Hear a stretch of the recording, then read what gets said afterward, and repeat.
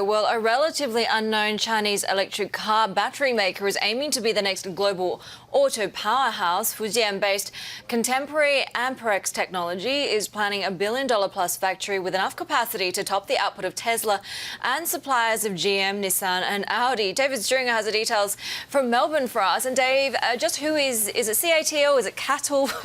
How big do they plan to be? Morning, Heidi. CATL, look, they're going to be very big indeed. And look, what this tells us is that if you think of the battery market, if you think of the EV market, and you're just thinking about Tesla and thinking about their giant gigafactory in Nevada, you need to change your perception. China is the biggest player in the EV battery market, and its real dominant force is CATL, and they're only going to get bigger. They plan to launch a $2 billion IPO sometime later this year. That'll be for a 10% stake of the company. And with the proceeds of that, with the bulk of those proceeds, what they plan to do is build what will be the world's second biggest battery plant behind only the Gigafactory. Once that comes online, it'll let them leapfrog all their other competitors. They're going to be a bigger producer or have bigger capacity than Tesla, than Panasonic, than LG Chem, some of those sort of large US, Japanese and Korean competitors in the space. So look, they're a coming force. They're big now and they're only going to get bigger. Okay, but this isn't a company though that's known as that is in a known tech hub. So where is it building its battery empire? But look, I find this absolutely fascinating as well. It's a company that's based in Ningde. It's in southeastern China, in a coastal province, a relatively small city. And what it's been known perhaps best for hitherto is as a tea growing region.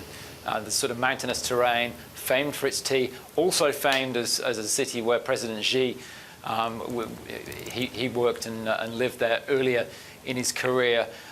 It's being transformed, and it's being transformed quite visibly. We had reporters out in Ningde, and they saw that transformation. A giant new headquarters, there's buildings going up to house new battery plants. And it really is going to be what will be a kind of unlikely epicenter of the battery boom.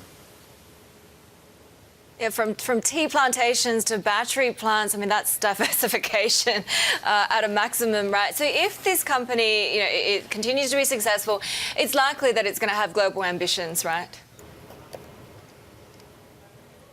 That's absolutely right, and that's exactly what we're seeing right now. It already dominates inside China. It's got the largest market share. China, of course, is the largest EV market, but it's not going to stop there. It has designs on Europe already. It's opened offices across Germany, last year into Paris. It made an investment last year into a Finnish contract car manufacturer, so very much pushing ahead in Europe. The next step, of course, is the US, and already we're seeing CATL hiring people in Detroit, looking to open office there, and really starting to build its relationships with those automakers as well. It's got global ambitions.